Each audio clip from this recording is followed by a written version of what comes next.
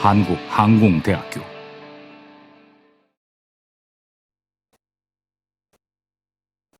무슨 이야기를 해야 될지 고민을 참 많이 했는데, 제가 대학생활뿐만 아니라 삶의 전반에 걸쳐서 영감을 얻었던, 그리고 제가 터닝 포인트가 됐다고 생각했던 계기들을 되짚어 보면서 오늘 말할 내용의 윤곽을 좀 잡았습니다.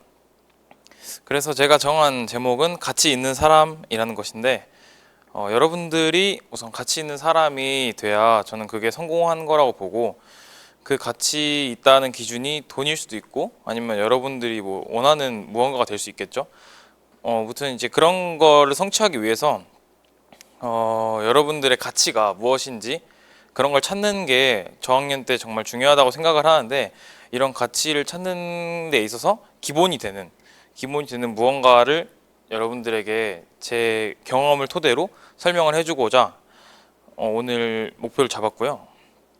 그 다음에 이제 이 슬라이드를 보시게 되면 여기 손흥민 선수와 지드래곤이라고 불리는 GD가 있죠. 우선 여러분들이 가치 있는 사람이 된다는 것은 제 생각에는 일단 대체 불가능한 자원이 돼야 된다고 생각해요. 여기 올림 2라고 적어놨는데, 그러니까 결국 나만 할 수 있는, 나만 가능한 그런 사람이 돼야 돼요. 요즘 손흥민 선수 보면 그 혹사 논란으로 말이 많은데, 혹사 되는 데는 다 이유가 있겠죠. 이 선수를 대체할 자원이 없기 때문이고, 또 여기 밑에 지드래곤 보게 되면 제 개인적인 생각이지만 이 지드래곤을 빼놓고 대한민국 연예계의 발전을 설명하기는 힘들 것 같아요. 그래서 이런 대체 불가능한 자원이 돼야 된다고 생각을 하고요. 그리고 이런 대체 불가능한 자원이 되기 위해서 여러분들이 20대에 꼭 했으면 하는 것들을 5개를 적어봤어요. 사회생활, 적극성, 그다음에 도전과 실패, 그리고 넓고 얕은 지식, 그리고 말하는 방법, 이렇게 5가지가 중요할 것 같습니다. 우선은 사회생활에 대해서 얘기는 이제 좀 얘기가 길어질 수도 있기 때문에 뒤로 넘기고요. 그다음에 적극성부터 얘기를 해드리려고 합니다. 제가 적극성을 굳이 여기다가 적어놓은 이유는, 저 같은 경우에는 원래 성격이 낯을 잘 안 가려서 이런 데 문제가 없는데, 제 주변의 동기나 이제 후배들, 새내기들이죠. 새내기들만 봐도 이 적극성이라는 부분에서 좀 아쉬움을 많이 느꼈어요. 특히 가장 전적으로 느낀 예시가, 제가 1학기 때 대표 멘토를 하면서 그 멘토를 하는 선배들과 많은 이야기를 나눠봤는데, 전반적으로 나오는 의견이 뭐 새내기들이 적극적으로 뭔가 부탁하지 않고 그래서 뭘 해줘야 할지 잘 모르겠다, 이런 건데, 여러분들이 어떻게 느낄지 모르겠지만 후배가 와서 도움을 요청하는데 무시하는 선배는 없다고 저는 생각하거든요. 저는 여태까지 경험해보지 못했고, 그렇기 때문에 여러분들이 좀 더 적극적으로 무언가 원하고 도움을 청하면 훨씬 편하게 뭐 과제를 하거나 뭐 학업적인 이해를 하거나 혹은 그 외적으로도 생활 전반에 도움을 얻을 수 있다고 생각을 해요. 그래서 뭐 이거는 근데 단적인 예시일 뿐이고, 이거 외에도 적극적으로 여러분들이 뭔가를 임하면 얻을 수 있는 게 훨씬 많다고 생각을 합니다. 그 제 경험을 하나 더 얘기를 해드리자면, 이건 밑에 도전과 실패에도 연관이 되는데, 저는 우선 작년에 에어버스, 그다음에 보잉데이, 로키드 마틴 같은 행사에 스태프를 꼭 한번 해보고 싶었어요. 학교에서 가장 큰 행사이기도 하고. 그래서 저는 한 번도 빠짐없이 다 지원을 했습니다. 로키드 마틴 빼고 다 지원을 했었어요. 근데 그때마다 다 떨어졌거든요. 근데 이제 작년 보잉데이 행사 때 제가 계속 스태프를 쓰다 떨어지니까, 그때 마침 행사 당일날 일일 스태프 자리가 필요했었어요. 일손이 부족해서. 근데 이제 제가 계속 지원했었고, 제가 하고 싶어자 하는 열망이 좀 강했어서 마침 스태프 하고 있던 선배들이 저를 불러서 운이 좋게도 그 행사에 참여할 수 있는 기회를 얻었습니다. 이런 식으로 적극적으로 뭔가 하다 보면 안 되더라도 기회가 찾아오는 그런 경우를 좀 많이 봤고요. 그리고 밑에 도전과 실패도 위에 케이스에서 좀 연관 지어서 생각할 수 있는데, 제가 계속 여기에 도전을 했기 때문에 실패를 반복했음에도 무언가 얻어서 보완이 됐고, 여기서 또 이제 좋은 기회가 저한테 왔죠. 이게 우연이 될 수도 있고 실력이 될 수도 있는데, 어찌 됐건 간에 수많은 도전과 실패를 통해서 많이 얻었으면 좋겠어요. 근데 이제 아무 생각 없이 그냥 살다 보면 도전을 좀 안 하게 돼요. 왜냐면 도전하다 보면 실패할 확률이 좀 더 높거든요.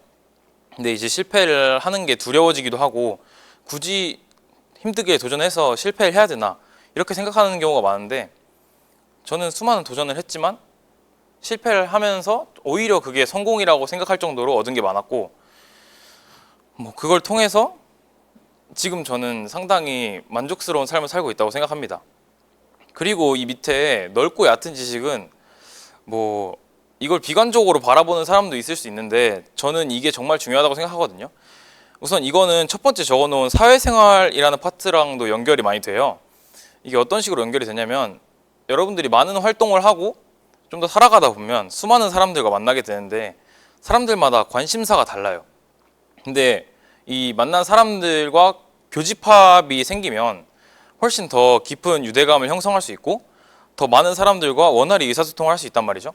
근데 만약에 내가 가지고 있는 지식이 관련돼 있는 전공 분야나 내가 좋아하는 특수한 그런 분야에만 속해 있다면, 그 여러 사람들과 커뮤니케이션을 하는데 좀 지장이 있을 수가 있어요. 그래서 저는 좀 넓고 얕은 지식을 통해서 광범위한 지식을 여러분들이 가지고 있으면 사람들 대하는데 훨씬 편하겠죠? 그래서 저는 이런 넓고 얕은 지식을 그냥 가지라고만 말하는 게 아니라 어떤 식으로 가졌으면 좋겠냐면, 요즘에 여러분들 유튜브를 많이 보시죠? 근데 보통 제 친구들이나 뭐 그냥 주변의 사람들만 봐도 유튜브로 그냥 뭐 게임 영상이나 좀 그냥 재밌기만 한 그런 영상들을 많이 보는 경우가 있어요. 근데 저는 개인적으로 저는 어떤 식으로 유튜브를 사용하냐면, 그냥 제가 궁금한 거 혹은 뭐 전문적으로는 배울 수 없는데 대충 어떤 형식인지 좀 개요만 좀 알고 싶다, 이런 경우에는 유튜브를 많이 활용을 하거든요. 그리고 또 유튜브에서 뭐 유튜버의 뭐 개인적인 소견 이런 거보다도 그냥 전반적으로 뭐 이런 시스템은 어떻게 돌아가는지, 뭐 이건 정확히 뭔지, 뭐 이런 기본적인 지식을 얻는 용도로 많이 사용을 해요.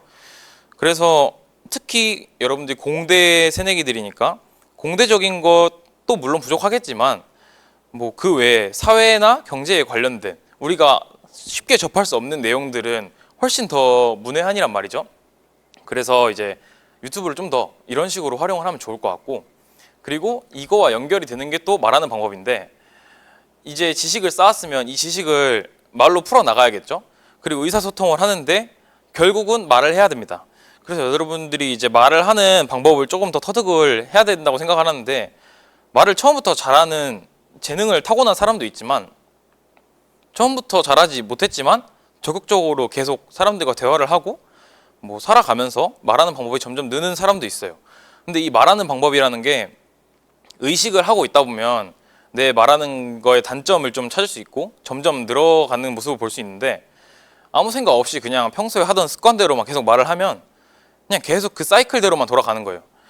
예를 들어서 제가 여기서 말하는 방법이라는 것은 어떤 걸 뜻하냐면, 우리가 보통 말을 할 때 곰곰이 생각을 해서 보면 계속 똑같은 말을 반복하는 게 있어요. 뭐 예를 들어서 특히 부사 같은 거를 우리나라 사람들이 많이 사용하죠. 뭐 단적으로 아니라던가 뭐 그래서라던가 뭐 그런 일단 이런 부사들을 불필요하게 반복하는 경우가 많거든요. 근데 말을 많이 해보다 보시면 아시겠지만 말은 간결할수록 효과가 좋습니다. 그래서 이 불필요한 걸 줄이려고 하고, 좀 우리가 똑같은 말을 계속 반복하는 거를 최대한 자제하려고 하는 게 전 중요하다고 생각을 해요. 그래서 이 정도가 이 네 가지인 것 같고, 이제 사회생활에 대해서 조금 더 이야기를 해보면, 저는 공부보다 중요한 게 사회생활 혹은 인간관계 형성이라고 생각을 하거든요. 특히 대학생활에 있어서는 고등학교 때까지 공부를 많이 했잖아요. 뭐 안 했을 수도 있지만 그냥 했다고 가정하고 공부를 많이 했는데, 굳이 대학교 와서 특히 1학년 때는 사실 공부 많이 안 해도 학점 어느 정도 다 나올 수 있고 그렇게 공부를 많이 요구하지 않아요. 전공 과목도 하나밖에 없고.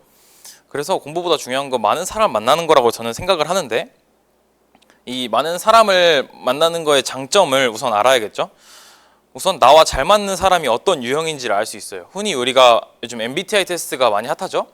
이런 걸 통해서 우리가 저희와 잘 맞는 성격을 찾으려고 하고 그런 것 때문에 하는 거잖아요. 근데 그런 것보다도 사실 저는 이 빅데이터가 정말 중요하다고 생각을 하는 게, 이 MBTI 테스트도 결국에는 빅데이터예요. 근데 이거보다 정확한 게, 그거는 16가지밖에 없잖아요. 하지만 인간은 거의 한 70억 명 정도가 있는데 다 다르단 말이죠. 그래서 내가 직접 살아보고 경험해보는 게 더 중요하다고 생각을 해요. 그래서 나와 잘 맞는 사람을 직접 찾아보는 게 중요하고, 그 다음에 다양한 사람들을 대하는 방법, 말씀드렸듯이 다양한 사람들이 있으니까 대하는 방법도 다르고 의사소통하는 접근 방식도 다르겠죠. 그래서 많이 만나봐야 되고 또 사람들마다 겪어온 경험과 삶이 달라요. 근데 그 과정에서 각자 느끼는 것들이 다르고 내가 느끼지 못한 걸 이 사람은 느낄 수 있고 내가 못했던 걸 이 사람은 했을 수도 있어요. 그런 과정에서 간접적으로 경험을 할 수 있는데 이게 다른 사람들이 몇십 년 동안 살아온 데이터를 농축해서 받을 수 있다 보니까 여러 경험을 빠르게 흡수할 수 있고 그만큼 더 빨리 성장할 수 있다고 생각을 해요. 그리고 마찬가지로 좀 더 확장시켜서 생각해 보면 마지막에 제가 적어놓은 것처럼 혼자서 모든 걸 다 할 수는 없어요. 우리가 뭐 몇 년을 살던 간에 얼마나 열심히 공부를 했던 간에 모든 걸 다 알 수 없고 우리가 부족한 부분이 있을 수 있어요. 이런 부분에서 주변 사람들에게 도움을 받아야 된다고 생각을 하고 여러분들도 도움을 줘야 된다고 생각을 해요. 그래서 사람들 많이 만나보면서 이런 부분에서 상호 교환을 좀 해야겠죠? 그리고 이제 이런 부분에서 좀 더 원활하게 인간관계를 형성하려면 이 5가지 요소가 저는 중요하다고 생각을 해요. 이 5가지 요소는 유머, 지식, 센스, 흥, 그 다음에 친절함, 이렇게 저는 5가지 뽑아왔는데 이게 객관적인 지표는 아니고요. 그냥 제가 생각하기에 이 5가지가 중요했다고 생각을 해서 말씀드렸어요. 우선 유머에 대해서 이야기를 한번 해볼게요. 잠시만요. 넘어갔는데 유머 같은 경우에 왜 개그맨들이 미인과 많이 결혼하는 그런 상황을 많이 목격했을 거예요. 뉴스를 보다 보면 이게 어릴 때는 정말 이해가 안 됐거든요. 왜냐하면 잘생긴 배우들도 많고 연예인들이다 보면은 주변에 진짜 괜찮은 사람도 많을 텐데 왜 굳이 뭐 개그맨이랑 결혼을 할까? 혹은 개그맨이랑 사귈까? 이런 거에 대해서 저는 고민을 많이 했어요. 왜 그럴까? 근데 이제 살아오면서 여러 사람들을 만나보다 보면 재미있는 사람이 있고 재미없는 사람이 있어요. 근데 재미있는 사람을 만나러 갈 땐 그냥 뭔가 밀린 일이나 해야 될 일이 있어도 그 사람을 만나는 게 그냥 즐거운데 그 재미없는 사람 같은 경우에는 그냥 뭔가 뭐 시간이 아깝다 이런 거보다도 그 시간이 좀 루즈해지니까 이게 좀 지루해지고 시간이 오래가는 약간 상대적으로 오래가게 느껴지는 그래서 템포가 떨어지고 좀 이제 의사소통도 많이 결여되고 그러다 보면은 그 시간 자체가 별로라고 느껴지게 되고 결국에는 잦은 소통을 할 수 없게 돼요. 저는 경험상 그렇게 되더라고요. 그래서 이 유머 센스가 저는 진짜 중요하다고 생각하는데 사실 여기 적어놓은 유머, 센스, 흥 다 사실 포괄적으로 비슷한 개념이죠. 그래서 한 번에 이야기를 하는데 이 센스 같은 경우에도 진짜 별게 아닌데 이거는 어디서 나온다고 생각을 하냐면 공감각적 생각에서 좀 나온다고 생각을 해요. 공감을 좀 해야 된다고 생각하는데 다른 사람이 현재 어떻게 생각하고 있을지 어떤 상황에 처해 있을지를 한 번만 생각을 하면 이런 센스 있는 모습을 보일 수 있거든요. 예를 들어서 같이 밥을 먹고 있는데 그냥 이 사람이 뭔가 목이 말라 보인다. 그러면 그냥 물 한 잔 떠다 주고 이런 식으로 하다 보면 이제 자연스럽게 이런 게 습관이 되면서 굳이 찾으려고 노력을 하지 않아도 애쓰지 않아도 뭐 센스 있는 사람이라고 평가를 받을 수 있고 그렇게 센스 있다 보면은 이런 행동 하나하나도 유머 있고 위트 있다고 보일 수 있거든요. 그래서 유머 있는 사람이 될 수 있고 이런 걸 바탕으로 언어 자체에서도 이 사람이 지금 재미있어 하는지 내 이야기에 관심이 있는지 이런 거에 대해서 조금만 더 공감을 해보려고 노력을 하면 그냥 뭐 굳이 막 개그를 하려고 노력하지 않아도 그냥 평상시 말 자체가 유머 있는 사람이 될 수 있고 그렇다고 생각을 해요. 그리고 여기 2번째 제가 적어놓은 지식은 아까 앞서서도 말했지만 넓고 얕은 지식 그걸 말하는 거고요. 그리고 왜 여기서 얕은 지식이라고 제가 적어놨는지 조금만 더 부연 설명을 하면 일단 우리가 넓고 깊은 지식을 가지기에는 시간적 여유도 없고 불가능해요 사실상. 왜냐하면 깊은 지식이라는 거는 그 분야에 내가 오랜 시간 관심 가지고 정성 들여서 공부하고 얻어내야 되는 것들인데 일단 우리가 시간이 정해져 있잖아요. 하루에 24시간. 그동안 우리가 꼭 해야 되는 일만 하기도 바쁜데 이렇게 뭐 다른 사람의 분야까지 깊게 가질 수는 없단 말이죠, 관심을. 근데 이제 얕은 지식만 가지고 있어도 이제 그 분야에 그 지식을 꼭 가지고 이야기를 하게 되는 사람 만나게 되면 이야기를 하는 과정에서도 좀 저절로 깊어지고 이 시간이 지나면 그냥 그 분야에 대해서 기본만 알고 있어도 저절로 깊어지는 것 같아요, 제 생각에. 그래서 뭐 전문적인 수준까지는 아닐지라도 뭐 그 분야의 사람과 의사소통까지는 가능한 그 정도로는 깊어질 수 있다고 생각을 해요. 그래서 깊은 지식을 가지려고 노력을 할 필요는 없고 그냥 여러 분야에 관심을 가지려고만 하는 정도가 저는 제일 좋은 것 같다고 생각을 해요. 그리고 이 마지막에 이 친절함, 이게 전 제일 어렵다고 생각을 하는데, 사실 자기가 좋아하는 사람이나 뭐 잘 맞는 사람한테는 사람이 저절로 친절해질 수밖에 없어요. 왜냐면 그 사람과 더 친하게 지내고 싶고 잘 보이고 싶고 이런 마음이 강하기 때문에. 하지만 뭔가 어쩔 수 없이 만나거나 뭐 나랑 잘 코드가 안 맞는다거나 그러면은 친절해지기 쉽지 않거든요. 하지만 그런 상황에서도 친절하게 행동하려고 노력을 하고 이런 게 습관이 되다 보면 그냥 자기와 잘 맞지 않는 사람한테도 좀 친절하다고 하는 이미지를 줄 수 있는 것 같아요. 이런 이미지가 뭐 내 본성이 아닐지라도 어쩔 수 없이 사람들이 그렇게 느끼게 된다면 뭐 의사소통이나 인간관계를 형성하는데 훨씬 유익한 모습이 되겠죠. 그래서 이 친절함을 꼭 명심을 해야 된다고 생각을 하고, 이 모든 것들은 다 다른 사람의 감정을 공감하는 데서 나온다고 생각을 해요. 그래서 꼭 다른 사람의 입장에서 생각해보는 모습을 가졌으면 좋겠다가 이 5개의 결론이고요. 그리고 아까 좀 잘못 넘어갔었는데 그 다음 슬라이드 보면 제가 이렇게 적어놨어요. 이걸 왜 적어놨냐면 이게 한국이 새내기들을 위해서 하는 거니까 이걸 적어놨는데, 아무래도 공대생들이다 보니까 뭐 전공 지식 관련된 거 아니고 이런 정치, 사회, 경제 같은 사회적 이슈에 대해서는 좀 관심 많이 안 가지는 경향이 있어요. 심지어 뉴스도 아예 안 보는 사람이 많은데 저는 그거는 진짜 아니라고 봐요. 왜냐면 결국에 전공 지식 같은 경우에 취업을 하고 난 선배들한테 얘기를 들어봐도 그 전공 지식을 다 쓰는 것도 아니고 그것도 심지어 다 까먹어요. 그러면은 우리가 남는 게 없죠. 우리는 전공 지식만 바라보고 살아왔는데 취업하면은 이제 그냥 그 관련된 파트에 대한 일만 하고 나머지 배경 지식 같은 건 다 날라가고 그러면 우린 남는 게 하나도 없잖아요. 그렇지만 정치, 사회, 경제는 우리가 평생 가면서 알아두면 좋고 계속 알아야 하는 부분이고 이 변화되는 추세를 계속 읽어줘야 된단 말이죠. 근데 이런 거는 어릴 때부터 배경 지식을 습득해 놓으면 나이가 들어서도 점점 더 그게 농익으면서 노련하게 대처할 수 있고, 좀 더 일찍 관심을 가지게 되면 특히 정치, 사회, 경제 같은 경우에 용어가 많이 어렵고 복잡하잖아요. 근데 이게 계속 접하다 보면은 그렇게 어려운 게 아니란 말이죠. 사실 공대 지식에 비하면 진짜 어려운 게 아닌 수준인데 여기에 관심을 가지기가 어려워요. 딱딱하고 재미없고 뭔가 딱 떨어지는 그런 게 없기 때문에 관심을 가지기 어려운데, 이런데 조금만 관심을 가지고 발을 붙이기 시작한다면 진짜 빠르게 성장할 수 있다고 생각을 하고, 특히 공대생 정도의 머리가 된다면 금방금방 이해할 수 있다고 생각을 해요. 그리고 이게 결국에는 돈과 관련이 되는 거잖아요. 결국에 여러분들이 취업을 하고 열심히 공부하는 이유도 생활하는 데 지장이 없을 정도의 수입을 벌기 위해서고, 나중에 여러분들이 돈을 벌다 보면 그 돈을 다 쓰진 않을 거 아니에요. 저축을 하게 된단 말이죠. 그럼 그 저축된 돈을 어떻게 운영하고 재테크를 어떤 식으로 운영을 할지 이런 것도 여러분들이 스스로 정할 수 있으면 뭐 사기를 당하거나 혹은 손해를 보는 일이 많이 줄어들겠죠. 이런 경우에 지식이 많이 부족하면은 이제 자산 운용가나 그런 사람들한테 돈 주고 맡기는 건데, 이걸 내가 할 수 있는데 굳이 남한테 맡길 필요는 없잖아요.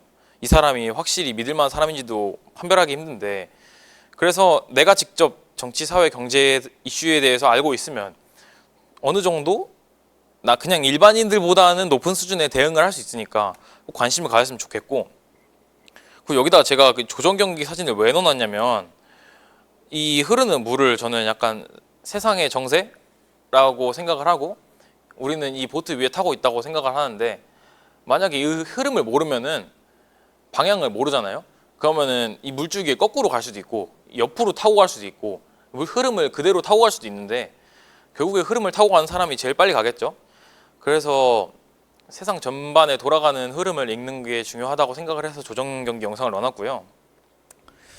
그리고 이제 그 다음으로 넘어가면, 그래서 제가 여기다 주식을 넣어놨는데, 제가 저번에 강연 같은 거 할 때도 주식을 꼭 강조를 했는데 이걸 왜 넣어놨냐면, 결국에는 정치, 사회, 경제에 가장 빠르게 접근할 수 있고 가장 통합적으로 배울 수 있는 부분이 주식이라고 생각을 해요. 네. 왜 그러냐면 일단 주식 같은 경우에 주말 빼고 장이 열리죠. 매일 아침에 열리면 그 전날에 있었던 뉴스를 토대로 그날 아침에 바로 주가에 반영이 됩니다. 물론 이 주가에 100% 반영이 되는 건 아니죠. 뭐 돈을 가지고 노는 사람들도 있기 때문에 100% 반영된다고는 볼 수 없지만 어느 정도 흐름은 읽을 수가 있어요. 특히 지금 같은 경우에는 코로나로 여러 가지 이슈들이 많죠. 뭐 백신, 치료제, 그 다음에 이제 또 다시 한번 확산세가 일어났고, 뭐 그거와 관련해서 정책들 나오는 것들, 그 다음에 사회적 거리두기 이런 것들 모두 다 이슈인데 이 이슈마다 관련된 주식들이 있단 말이죠. 그런 관련된 주식들을 좀 하나하나 알아가다 보면 어쩔 수 없이 뉴스를 봐야 돼요.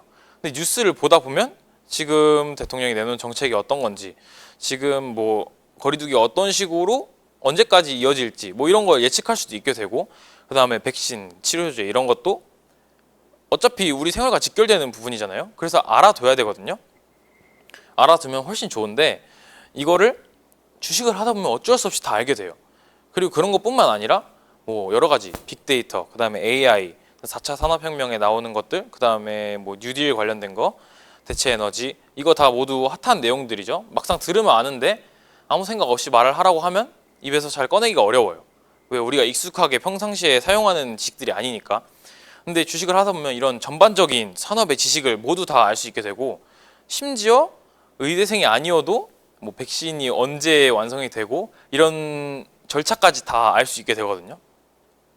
이게 뭐 어떤 사람들한테는 쓸데없는 지식이다, 결국엔 쓸모없다, 그냥 뭐 잡지식이다 이렇게 얘기할 수도 있는데, 결국에는 잡지식이 많은 사람이 더 멀리 보고 더 넓게 뻗어나갈 수 있다고 생각을 해요.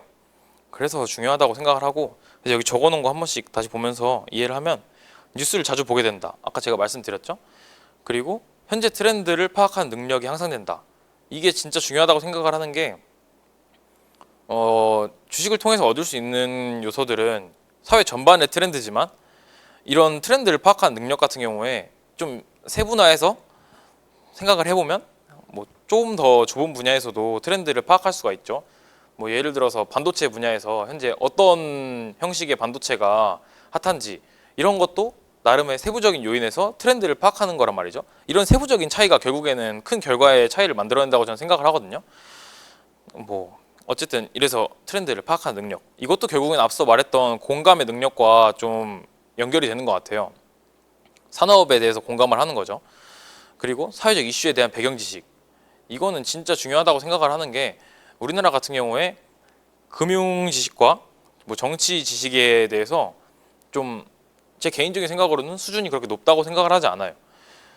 그래서 사람들이 조금 더 여기에 관심을 많이 가졌으면 좋겠고, 그 우리나라 같은 경우에 주식을 비롯해서 금융적인 내용들과 이 정치적인 내용에 대해서 좀 이미지가 안 좋아요. 뭐 정치적인 내용은 그럴 수 있어요. 왜냐하면 민감한 부분이기 때문에 그럴 수 있는데, 이 주식 같은 경우에는 일단 기성세대의 입장만 들어봐도 주식은 투기다, 그다음 도박이다. 물론 도박 맞죠. 왜냐하면 내일 어떻게 될지 정확히 알 수 있는 사람은 아무도 없다고 생각을 하고, 그치만 이제 도박이지만 공부를 할 수 있는 도박이라고 생각을 해요. 어느 정도 흐름도 있다고 생각을 하고, 그래서 뭐 일단 너무 그렇게 도박이다라는 측면으로 보지 않았으면 좋겠고, 좀 여기에 좋은 쪽으로 생각을 하면서 관심을 가졌으면 좋겠어요. 그리고 사회적 이슈에 대한 배경 지식 뭐 넘어갈게요. 여기까지 하고, 그 다음에 경제 구조에 대한 이해, 이것도 정말 중요한데, 이 주식을 하다 보면은 연결이 돼 있는 게 많아요. 뭐 예를 들어서 어떤 회사와 어떤 회사가 제휴 관계인데, 이 회사는 어디의 회사에서 납품을 받고 이 납품받는 회사는 어디에서 부품을 제조받으면서 뭐 이렇게 연결돼 있는 게 다 있거든요. 이런 메커니즘을 다 이해할 수가 있고, 그 또 유심히 관찰하다 보면은 어떤 주식이 올랐는데 뭐 A라는 기업이 올랐으면 B라는 기업도 갑자기 올랐어요. 근데 이 B라는 기업이 왜 올랐는지 이해가 안 돼서 찾아보다 보면은 둘이 어떤 연결고리가 있던 거죠. 이런 것들을 우리가 사실 알 수 없었지만 이런 걸 통해서 조사를 하다 보면 알 수 있는 요소들이거든요. 그래서 이걸 하다 보면 사회 전반의 메커니즘을 이해할 수가 있어요. 그래서 결국에 이 메커니즘이 또 사회적 이슈 그리고 사회적 트렌드를 파악하는 데 사용이 되는 거고, 그 다음에 결국에는 이런 메커니즘을 이해하기 위해선 기본적으로 조사를 해야 되고 탐색을 해야 되는데, 이런 정보 탐색 능력 요즘 가장 중요하죠. 왜냐하면 우리는 지금 정보의 바다에 살고 있기 때문에 정보가 넘쳐요. 그래서 이 분별적으로 어떤 정보가 공신력이 높고 어떤 정보가 항상 정확한지, 뭐 항상 정확하다는 거는 전 없다고 생각하는데 100%에 가까운, 주식에서도 그렇지만 100%는 무조건 없어요. 하지만 저는 100%에 가장 가까운, 그리고 매매를 할 때도 100%에 가장 가까운 수익률을 내는 데 가장 최적화된 그런 방법을 찾아내는 게 뭐 그런 뭐 도착점이라고 생각을 해요. 근데 이제 정보 탐색 능력도 최대한 오차가 없는 범위 내에서, 공대생이라면 오차를 줄이는 게 가장 중요하잖아요. 근데 그거는 생활의 어떤 부분에 가서도 정확하게 찾아내는 거는 중요한 게 마찬가지니까 오차를 줄이는 정보 탐색 능력을 얻을 수 있다고 생각을 하고, 뭐 좀 제가 생각보다 템포를 빨리 해서 준비한 내용이 끝나긴 했는데, 앞에 제가 생략한 내용들에서 중요하다고 생각했던 거 하나만 더 이야기를 할게요. 제가 꼭 중요하다고 생각하는 요소가 있었어요. 대학교에 가서 이건 꼭 해봐야겠다고 생각했던 게 해외에서의 경험이거든요. 왜냐면 꼭 저는 해외에서 살고 싶었던 그런 뭐랄까 로망 같은 게 있었고, 그리고 꼭 유학을 가보고 싶다 이런 생각을 했었어요. 근데 그런 걸 하기 위해서는 교환학생을 가거나 어학연수를 이용을 해야겠죠.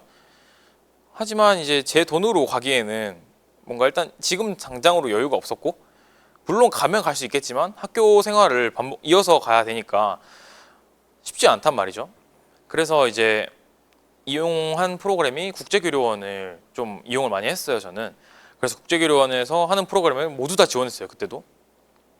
그래서 이제 운 좋게도 여름방학 때 글로벌 버디라는 프로그램을 하게 됐는데, 그 프로그램을 하게 되면서 외국인 친구들도 많이 알게 되었고, 영어 실력도 당연히 향상했었고, 또 진짜 그때 신나게 놀았고, 그때 만난 좋은 선배들과 아직도 커뮤니케이션 하면서 좋은 관계 유지하고 있고, 도움도 진짜 많이 받았고, 아마 그 선배들을 만나지 않았다면 뭐 지금처럼 학교 생활을 즐겁게 하지 못했을 것 같아요. 근데 만약에 이것도 제가 적극적으로 지원하지 않았고 그냥 가만히 방에 틀어박혀서 제 공부만 하고 맨날 만나던 친구들만 만났다면 이런 일이 일어나지 않았겠죠. 그래서 학교 프로그램에 꼭 적극적으로 참여를 했으면 좋겠고, 그리고 결국에 저는 지난 1월에 호주로 어학연수를 다녀왔는데, 이것도 학교에 지원을 받고 갔다 왔단 말이죠. 학교에서 지원해주는 게 참 많은데, 우리 학교 학생들 보면 학교에 불만이 참 많아요. 물론 저도 불만이 많은데, 불만이 많은 와중에도 이득을 챙기는 사람이 있고, 그냥 불만만 말하다가 손해보고 나가는 사람도 있고, 그거는 자기 하기 나름이라고 생각을 하거든요. 그래서 불만이 있다면 일단 챙길 수 있는 거 먼저 챙기고, 그 다음에 불만을 통해서 조금 더 쟁취해 나갈 수 있는 그런 태도를 가지는 게 중요하다고 생각을 하고, 그리고 특히 이 국제교류원과 학시팀에서 하는 프로그램들을 많이 좀 활용했으면 좋겠고, 네, 그 정도로 얘기를 하고 넘어갈게요. 어쨌든 학교 프로그램이 정말 중요하다. 공부보다 전 그것도 학교의 좀 역할이라고 생각을 하고, 마지막 당부로 하나만 좀 알려드리고 싶은데, 사실 하나 같은 두 개를 좀 말씀드리고 싶어요. 하나는 뭘 하던 간에 여러분들이 재미가 있던 없던, 그 다음에 하고 싶던 하기 싫던, 그 무언가를 통해서 배우기만 하면 전 된다고 생각을 해요. 하루에 하나만 배워도 1년에 365개를 배우는 거거든요. 솔직히 1년에 한 진짜 10개만 인생을 바꿀 정도의 그런 전환점을 얻게 된다면, 뭐 10번 돌면 사실 제자리긴 한데 어쨌든 간에 전환점을 얻게 되면 그 해는 진짜 성공한 해라고 저는 생각을 하거든요. 어쨌든 한 해 한 해 살아가면서 좀 더 발전한 사람이 돼야 된다고 생각을 하고, 그런 의미에서 그냥 모든 거에서 뭐 의미를 부여하라 이런 것보다도 내가 얻을 거를 좀 찾았으면 좋겠어요. 뭐 진짜 마음에 안 드는 막, 예를 들어서 고등학교 때 체력 단련 같은 거 하면은 오래 달리기를 하는데 오래 달리기 정말 쓸모 없을 것 같죠. 그래서 진짜 하기 싫어하고 다들 짜증만 내잖아요. 근데 거기서도 뭐 그냥 이걸 통해서 내 한계를 알 수 있고, 나중에 뭐 달리기에 관심이 생길 수도 있고, 뭐 그래서 저는 제 학교에서 오래 달리기 측정하다가 제가 오래 달리기 잘한다는 걸 알게 됐고, 그래서 육사도 붙었었어요. 거기서 오래 달리기 1등 해가지고 뭐 이런 식으로 뜻밖의 재능을 찾을 수도 있는 거고, 그래서 좀 너무 다 부정적으로 보지 말고 최대한 긍정적인 면을 보려고 노력을 하는 게 좋은 것 같아요. 그리고 여기 제가 마지막 당부라고 적어놓는 건, 이건 진짜 중요하다고 생각하는데, 셰익스피어의 리어 왕이라는 책에 이런 말이 있어요. 있다고 다 보여주지 말고, 안다고 다 말하지 말고, 가졌다고 다 빌려주지 말고, 들었다고 다 믿지 말라. 이 네 가지 다 진짜 중요하다고 생각하거든요. 결국에는 한 가지인데, 사람 믿지 말라는 거예요. 앞에 제가 계속 사람 많이 만나라 이런 얘기 해놓고 갑자기 믿지 말란 얘기하면 좀 약간 모순적인 경향이 있죠. 하지만 왜 이런 말을 마지막에 넣었냐면, 사람을 많이 만나다 보면은 사람 성향마다 좀 다른데 의심을 잘 안 하는 사람이 있어요. 저도 맨 처음에는 의심을 잘 안 하는 성격이었는데 그러다 보면은 결국에는 진짜 사기를 당합니다. 사람이 좋은 사람인지 나쁜 사람인지는 구분을 할 수가 없어요. 그리고 설령 계속 좋은 사람이다가도 나쁜 사람 되는 거 한순간이고 통수 맞는 거 한순간이고 그건 여러분들이 항상 조심하는 스탠스를 취해야 되는데 물론 모든 사람들을 너무 믿지 말라는 건 아니에요. 하지만 너무 모든 걸 내놓고 뭐 전적으로 믿거나 그러면 안 된다고 생각을 해요. 그래서 있다고 다 보여주지 말라는 게 굳이 다 안 보여줘도 되는 거면은 굳이 내가 까발릴 필요 없다고 생각하고 안다고 다 말하지 말라는 건 진짜 중요한 것 같은 게 저는 진짜 제가 잘 모르면은 아는 척 잘 안 하거든요. 근데 괜히 모르는데 아는 척 하는 사람이 있어요. 그러다가 진짜 큰 거 다치고 그리고 가졌다고 다 빌려주지 말고 이거는 저는 개인적인 소견인데 저는 돈을 절대 빌려주지 않습니다. 돈을 절대 빌리지도 않아요. 그래서 돈뿐만 아니라 그냥 이렇게 물건에서도 너무 빌려주지 말라는 건 뭐 결국 믿지 말라는 거죠. 그래서 들었다고 다 믿지 말라는 결국 위에 말하는 세 가지를 좀 함축하는 마지막 한 문장인 것 같아요. 그래서 좀 오늘 제가 말한 걸 요약을 해보자면 많은 사람들 만나고 그 과정에서 그 사람들과 좀 더 원활히 의사소통하는 방법을 좀 터득했으면 좋겠고 그 과정에서 그 사람들의 경험에서 많은 것들을 배웠으면 좋겠고 그리고 그러한 와중에도 너무 믿지 말고 적당히 의심하면서 정보를 선별하는 능력을 통해서 이제 사리 판단하는 능력을 좀 기르고 배경 지식을 많이 쌓고 넓은 분야의 사람들을 만나서 좀 더 세계적으로 발뻗어 나가는 사람이 됐으면 좋겠다. 이게 결론입니다. 여기까지 하면은 제가 준비한 건 다 말한 것 같고요. 생각보다 뭐 길게 가진 않은 것 같은데 그래도 30분 시간이 짧은 시간 아니니까 듣느라 많이 고생하셨습니다. 여기까지입니다. 네.